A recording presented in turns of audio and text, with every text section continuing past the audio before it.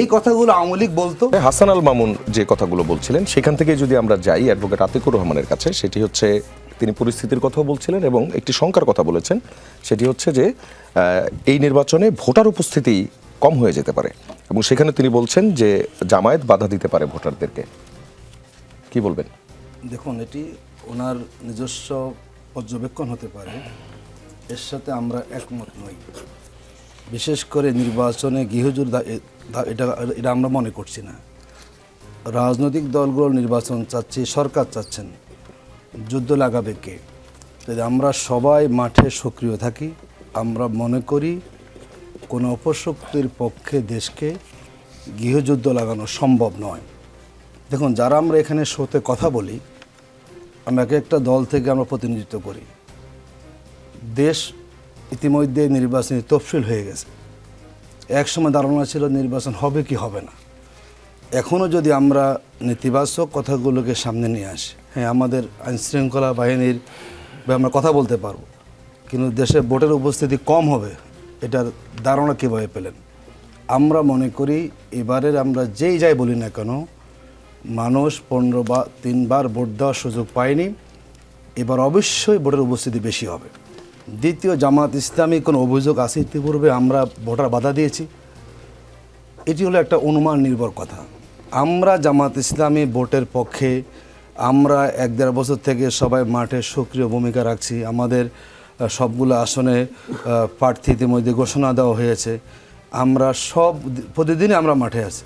আমরা কোন কারণে আমরা ভোটে বাধা দিব, এটা কোনো যুক্তিতে আসলে মিলে না। উনি স্পেসিফিক বলুক উনি কোনো প্রমাণ পেয়েছেন কিনা জামাতের কাজের মধ্যে দিয়ে। দেখুন, এখন নতুন বাংলাদেশ, নেতিবাচক বলা হয়েছে জামাত ইসলামকে ভোট না দিলে চাচ্ছেন কিনা কেউ ঘরে ফিরে যেতে পারবে না। এগুলো কে বলেছেন? কোন নেতা বলেছেন? নাম বলুন। মিডিয়াতে বক্তব্য দিয়েছেন, আমি সেই বক্তব্যটি দেখেছি এবং তিনি বলেছেন জামাত ইসলামকে ভোট না দিলে কেউ ঘরে ফিরে যেতে পারবে না। এই জাতীয় বক্তব্য, এটা তথ্য প্রমাণ থাকতে হবে। এখন ইদানিং কালে আমি বলি না, আমি শুনেন নাই, ইদানিং কিছু কিছু ফেক আইডি বের হচ্ছে, দিয়ে কোনো একটা পত্রিকা দিয়ে দেয়। এটা নিয়ে আমাদের নেতারাও কিন্তু কথা বলেন। জামাত ইসলামী যেখানে টপ টু বটম আমরা নিরপেক্ষ নির্বাচন চাচ্ছি, সেখানে কোথায় কোন নেতা আদৌ বলেছেন কিনা সেটাকে নিয়ে এসে টক শোতে আলোচনার করাটা, এটা আমার কাছে আসলে রাজনৈতিক খুব পজিটিভ স্ট্যান্ড মনে হচ্ছে না। দেখুন, আমি যদি এখানে বলি আমরা হেল্প করব, আমরা বলি যদি এবার কেউ সন্ত্রাস করতে চায় আমরা মোকাবেলা করব।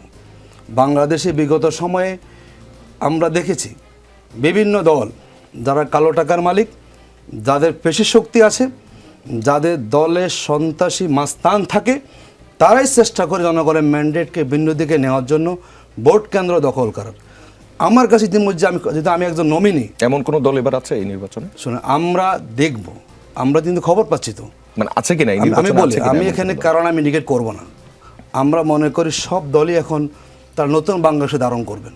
আমরা চিন্তাও করতে পারি না এবারের নির্বাচনে কোনো দল ভোট দখল করবেন, কিন্তু আলোচনা চলছে। আপনি খেয়াল করে দেখবেন এবারে নির্বাচন যিনি বলেছেন আমাদের ভাই মামুন ভাই, স্টিয়ারিং পজিশনে বিএনপি আছে বলতে পারেন, কিন্তু জনগণ কিন্তু ভিন্নটা ভাবতেছে। স্টিয়ারিং পজিশনে আছে হলো দখলবাজির ক্ষেত্রে, চাঁদাবাজির ক্ষেত্রে, লুটপাটের ক্ষেত্রে, আর জনগণের হয়ে স্টিয়ারিং পজিশন হোল্ড করছে হলো জামাতের 8 দল। এখন পর্যন্ত জনগণকে ধারণ করে জনগণকে নেতৃত্ব দেওয়ার যে পজিটিভ রাজনীতি, এটা কিন্তু আমরা জনগণের সাথে এই যে কানেকশনটা, এই কানেকশনটা আপনারা এত দ্রুত সময় কিভাবে করতে পারলেন? আপনাদের এর আগের যে নির্বাচনী ইতিহাস, সেই ইতিহাসে তো আপনারা সর্বোচ্চ বোধহয় 18 কি 19টা আসনে জয়লাভ করতে পেরেছিলেন। এটা হচ্ছে আমরা যে বিপ্লবটা হয়েছে, এই বিপ্লবকে আমরা ধারণ করি এবং জনগণ এবং যুব সমাজ, তরুণ সমাজ যে নতুন রাজনৈতিক বন্দোবস্ত প্রত্যাশা করে, জামাত ইসলামী সেই নতুন রাজনৈতিক বন্দোবস্তের একটা এক্সাম্পল। আপনি দেখুন, এত মনোনয়ন আমাদের হয়েছে, কোথাও কি আমাদের কোনো বিদ্রোহ হয়েছে রাস্তায় এসে? আমরা তো খেয়াল করলাম এই পর্যন্ত কোনো একটা বড় দলের প্রায় 200 মানুষ মারা গেছে। সেখানে 200 মানুষ যেখানে আভ্যন্তরীণ দলালিতে মারা গেল, যেখানে বহিষ্কার হয়েছে ধরেন প্রায় 8000-এর মতো, সেখানে মানে দলের নেতাগণ, তো সেই দল যদি তার আগের অবস্থান পরিবর্তন করতে না পারে, দেখুন আমরা মিডিয়া যা কথা বলি আপনি কান পেতে শুনুন, পাড়া মহল্লে কি হচ্ছে, হাট গাট বাজার এমন কোনো জায়গা নাই যেই জায়গায় চাঁদাবাজি হচ্ছে না। আমরা মিডিয়া বলছি না কেন, বড় দল তাদের সুনাম ক্ষুণ্ণ হবে। মানুষের মধ্যে এখন ব্যাপক ধরনের মানে বিক্ষুব্ধ হয়ে পড়েছে। কই জামাত কোথাও চাঁদাবাজি করেছে, দখলবাজি করেছে, আমরা সন্ত্রাসী করেছি? তাহলে আপনি মানে কেন আপনারা এগুলো করেননি, এই জন্য আপনাদের এই সঙ্গে জন্য বাই ডিফল্ট এরা জনগণের কানেকশন ভালো হয়ে গেছে, পেয়েছেন এমনটা আপনি? বলছেন? দেখুন তার একটা প্রমাণটা পেয়েছি না আমরা, ঢাকা বিশ্ববিদ্যালয় সহ আপনি প্রমাণ পেয়েছেন না? এত আচ্ছা, ন্যারেটিভ ওইটার সাথে এটাকে অবশ্য মিলানোর কোনো সুযোগ নেই। আমরা একটু আমরা বিএনপির কাছে আসতে বাংলাদেশের চাই। মানুষ বেশ পজিটিভ কিছু বলেই তখন অভিযোগের তারা কথা আমাদের তিনি পক্ষে তারা বলেছেন, সমর্থন দিয়ে আপনি যাচ্ছে। যদি এগুলোর উত্তর দেন। আমি আসলে হাসবো না কাঁদবো আর কি, আমি আসলে এই অবস্থায় আছি। কারণ এটা উনি যেটা বলছেন, উনি তো অনেক মানে আমার বয়সও ছোট, আমার মনে হয় রাজনীতিতেও দুঃখিত। অনেক ছোট। অবশ্যই হ্যাঁ, ওনারে বললে বলবেন আমার জন্ম হয় নাই। হ্যাঁ, তো জামাতকে তো ওনার থেকে বেশি আমি দেখছি। জামাত কোন দিন কোন কথায় স্টিক থাকছে, কোন দিন কখন? এইবারের কথাই বলেন, ওই গণভোট একদিনে হইলে ওনারা দেশ করে ফেলবে। গণভোট আগে না হইলে ইলেকশন হইতে দেবে না। এখন ইলেকশন কিন্তু ঘোষণা হয়ে গেছে। আর বিএনপি যদি না থাকতো এই দেশে, এদেশে জামাতের কোনো অস্তিত্ব থাকতো নাকি? যারা এরা হলো অকৃতজ্ঞ একটি রাজনৈতিক দল, তো ওনাদের সম্পর্কে কি বলবো? বেশি ওনারা হলো স্বর্ণলতা গাছ, অন্যের ঘাড়ে না চাপতে পারলে ওনারা কোনো দিনই হয় না। এখন মনে করতেছে যে ওনারা মই কি হনুরে, ইলেকশন আসলে সেটা ওনারা এই তথ্য দেয়, এই তথ্য দেয়। কদিন আগে তো জরিপ হয়েছে, প্রথম আলো একটা জরিপ দিছে না, তো সেইখানে ওনাদেরকে কত নম্বরে নিয়ে গেছে, কি করছে, বিশ্বাসই করলাম না। আর জামাত ইসলাম বিএনপি বড় দলের বড় ফোড়া থাকে, এটাই তো স্বাভাবিক।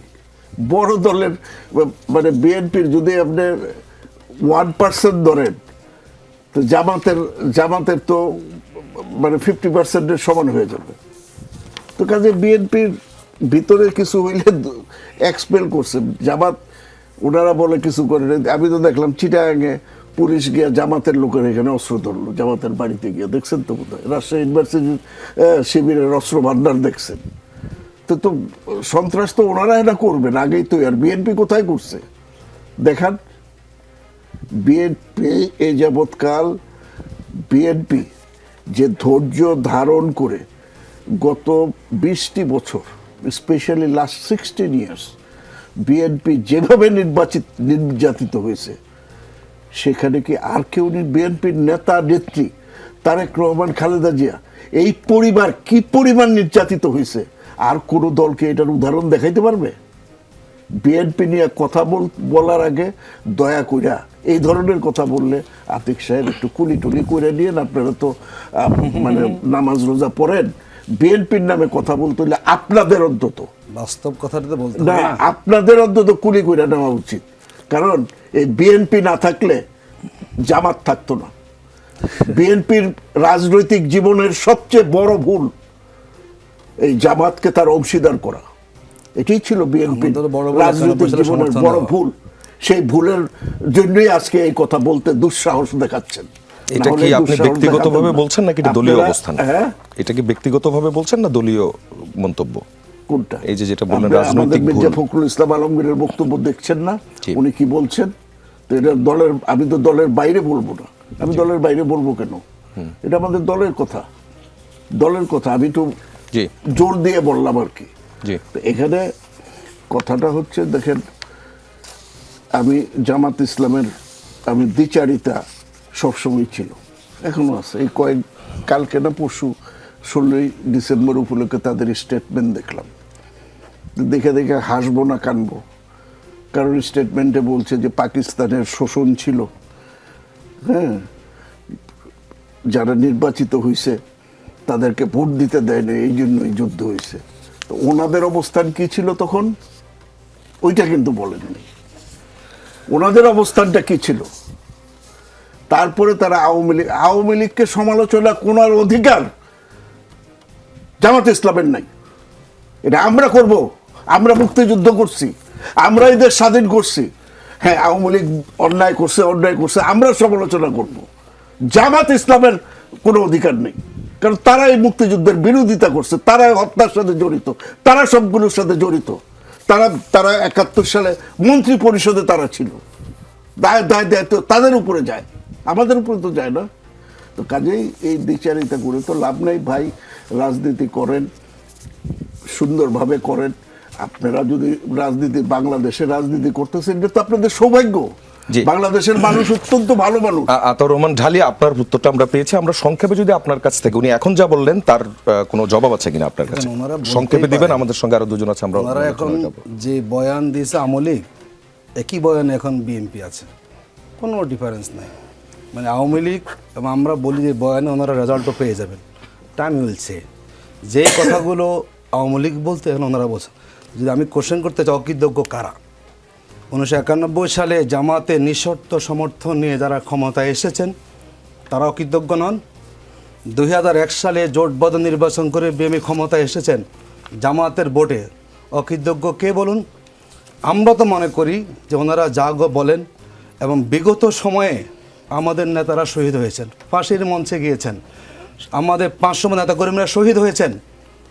শুনেন, বিগত আমাদের অপরাধ জানেন, আমাদের দুর্ভাগ্য হচ্ছে আমরা বিগত 15 বছর এমন দল একটা পেয়েছি যারা ছিল ড্রাইভিং সিটে, তাদের কোনো সক্ষমতা ছিল না। এই বাংলাদেশকে, আওয়ামী লীগকে ফ্যাসিবাদী কায়েম করা আয়নাঘর সুযোগ পেয়েছে কেন?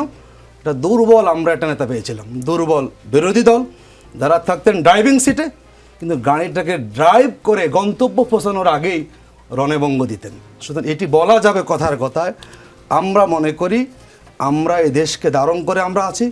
এবং রাবিতে যে অস্ত্র বলছেন, এটা ন্যারেটিভ, শিবির অস্ত্র আছে কোথায়, এগুলো মিডিয়ার যে মানে বিভ্রান্তিকর নিউজগুলোকে নিয়ে যদি এখন এই প্রজন্মের কাছে উপস্থাপন করা হয়, এটি আসলে মানুষ কখনো বিশ্বাস করতে চায় না। আমরা নতুন বাংলাদেশ চাই।